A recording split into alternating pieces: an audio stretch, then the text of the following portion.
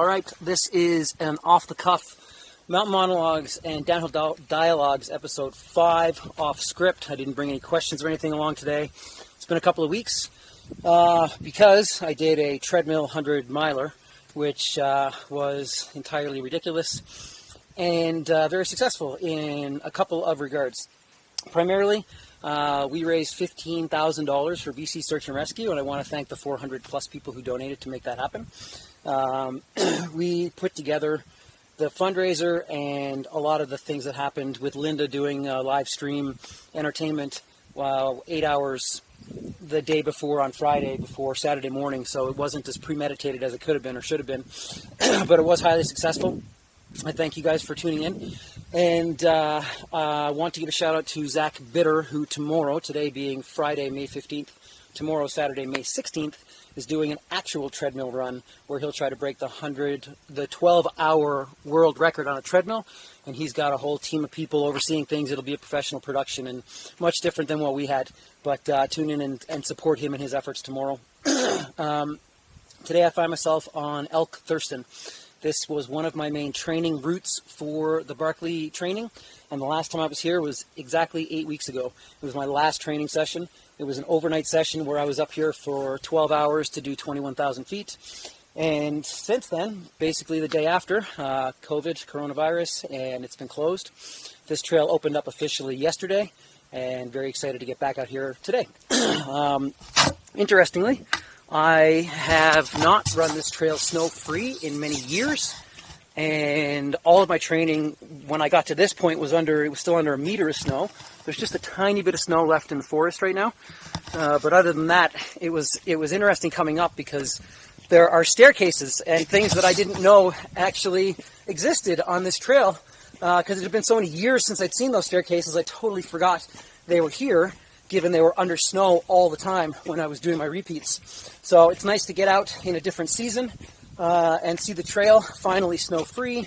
Views are incredible today, as always. It's never cloudy up here, just epic views every single day. And given that the trail has been closed for 8 weeks and just opened up yesterday, it's a bit busier out here than it was when I was doing snow repeats by myself in the winter. But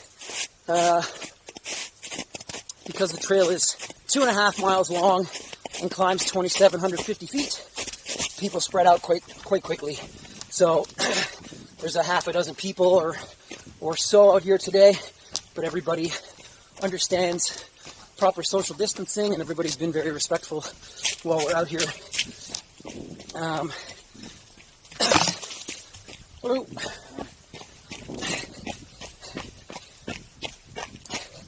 So we'll head down. If you watched any of my videos from the winter, this was the top part with the big snowbank off of it where you would basically jump and slide, and without snow it's razorback rocks. And then this staircase, which again, it had been so many years since I'd set foot on this, I actually didn't know it was here. I'd forgotten.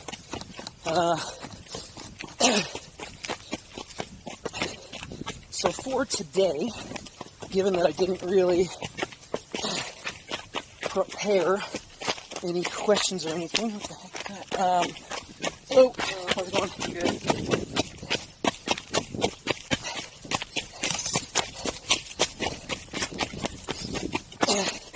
A couple of things to cover that I normally do.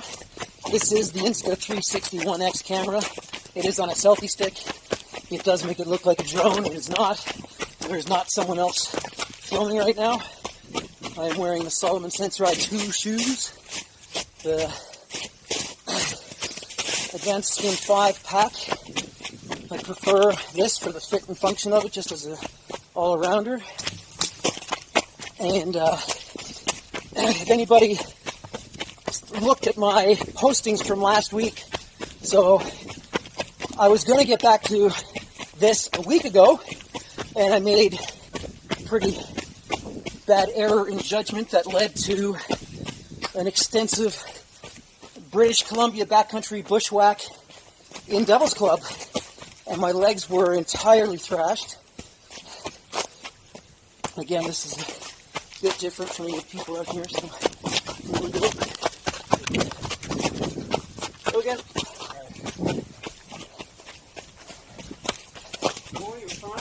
Thank you.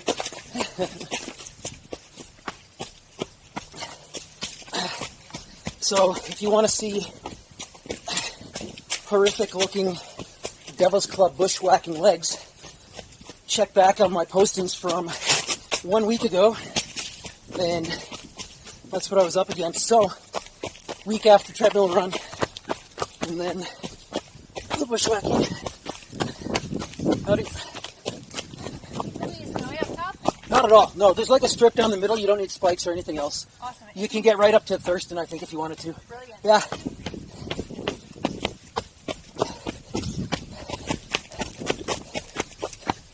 Ah, some views.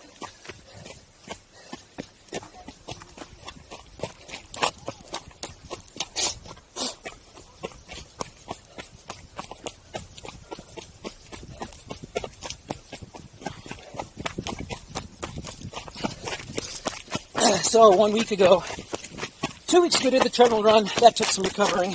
1 week ago, did this route, ended up bushwhacking unexpectedly, thrashed my legs, and now finally a couple weeks out, I'm back to mostly normal to be able to get out and do an actual mountain run up and down.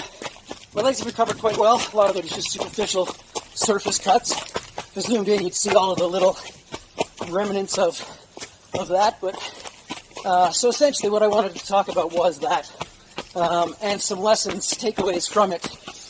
So, last week, 8 days ago on a Thursday, I went out to do a new trail, and I knew that the new trail, I was aware that the new trail was doable, but then I decided I wanted to do all new trails, and I looked at some maps and thought there'd be this really cool loop that I could piece together. And hello.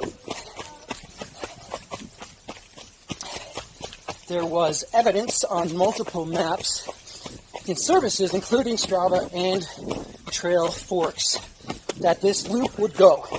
So I thought that was all the research that you needed to do. If it showed up on Strava and Trail Forks, then certainly it existed. Howdy. So I went up the trail and went over on Mount Sumas to an area called Chadsey Lake. Went to the back of Chadsey Lake, and sure enough, right there on the tree was signage that said Quadling Road Centennial Trail, which is exactly what I was planning to do. Never mind the fact that the Quadling Road sign was clearly an inch deep within the tree because it had been at least 15 or 20 years since that sign had been put up. First clue to this not going to be a good outcome. So I went down this trail. Within 30 meters, there was downfall, significant downfall. But you could make out where the trail would go. There were markings and whatnot, and I thought, it's an adventure. I didn't expect it to be a brand new trail. Clearly it goes. Clearly it's on the maps. So I proceeded beyond my second insight into it not being a great idea.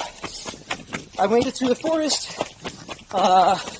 very slowly, lots of downfall, but nothing that was completely unexpected. That flushes you out onto a service road. On that service road, it then started to become more overgrown, but still could make progress of about 5 kilometers an hour going downhill. So I thought, even though it'll be slower and I won't be running everything, I can still make it go. It'll be kind of fun, and maybe this will be the seed for myself and others to reclaim this trail and put this route back together, since clearly it hasn't seen any action in at least a decade, if not more. So the initial part of this is that I climbed 1,000 meters, 3,300 feet on the front side, and now I'm dropping down the back side.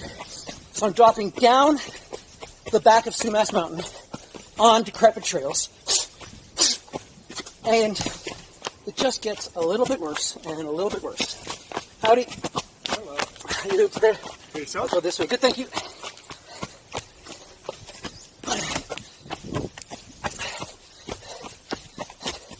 So as I'm dropping down the service roads, it gets a tiny bit worse and a little bit worse, but again, not horrid.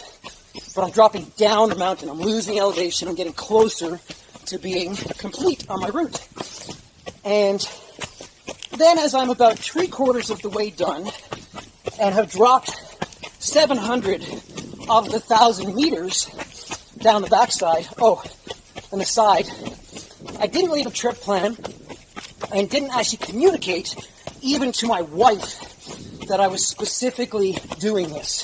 One of the things I did correctly was as soon as I realized how rugged this was going to be near the top when I started, I went into my phone, I had service, I took a screenshot, and I sent that to my wife so she knew exactly where I was. Hello! In case anything had gone wrong. So, another mistake was not communicating my trip plan in advance. Thankfully, I had service and made the proper decision to screenshot GPS and then update my wife as to exactly where I was so that if anything went wrong and I lost service and I was out after dark, she would know where I was. I was fortunate I had service to be able to do that. Another lesson learned. Don't, even as an experienced runner or hiker or anything, go out without a trip plan. It's the easiest thing. It's also the number one thing that we glaze over and fail to do on a regular basis. Hello. Thank you. So I have now dropped 700 meters down the backside of the mountain, and looking at the maps, I'm only about 2 kilometers, a mile and a half, maybe 2.5 kilometers from being done. It has proceeded to get much worse. Stinging nettles start to appear, some more bushwhacking, more route finding. It's definitely much more of an adventure than I had signed up for. But the problem is I'm now so far down the mountain that it seems unintelligent, counterintuitive, unnecessary to turn back up the mountain. I feel like at this point, with only a few kilometers to go, it's a 3-hour backtrack, or what's the worst that could happen in this 2-kilometer stretch? The mountain, the old access road, then proceeds to turn to the south. The second the access road turns to the south, it is decades old devil's club and stinging nettle growth this high everywhere. I've never in my life seen devil's club that consistently. So my understanding, my belief in that moment is, I'll push through, this will be bad for a bit, and it'll get better. That was not the case. It was, in fact, the exact opposite of that. For 2 kilometers, the devil's club stinging nettle overgrowth only proceeded to get increasingly more jungle-like and higher and denser, and it was on a layer of overgrowth below, so you'd also fall and sink into it, thrashing all parts of your legs. Hello.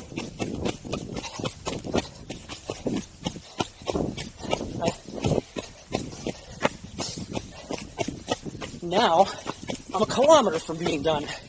That kilometer from 2 to 1 took me about 45 minutes. Now it's definitely the point of no return. To turn back then means to go back through 45 minutes of this horridness, and then another 3 hours up and down the mountain. That last kilometer was one of the most miserable, I think probably the most miserable experience of my entire life. It was so bad, I was actually peeling through it, and it's all thorns, it's all nettles. And at one point I let out a scream of frustration, and my voice cracked, and it was such a primal sound that I'd never made before, because it was rooted in frustration, anger, and genuine fear that I'd never get out of there. Hello. Hi, puppy dogs. Hi. Hello. All right. Hey, how's it going? Hi, how are you? That last kilometer took me over an hour to get out. At one point, it parallels the river, and I went out into the wetlands to escape the Devil's Club, and it was worse on the perimeter, so it was committing to the worst Devil's Club to escape it altogether. I got out into the estuary wetlands area, and the reeds are this high, but they're not nettles. It's rubbing against me and aggravating things, but not making things worse.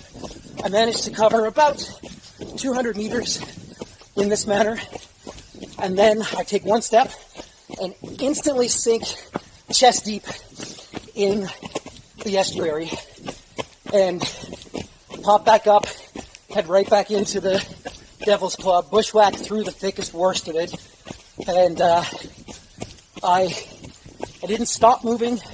I didn't sit down. I didn't cease forward progress the entire time.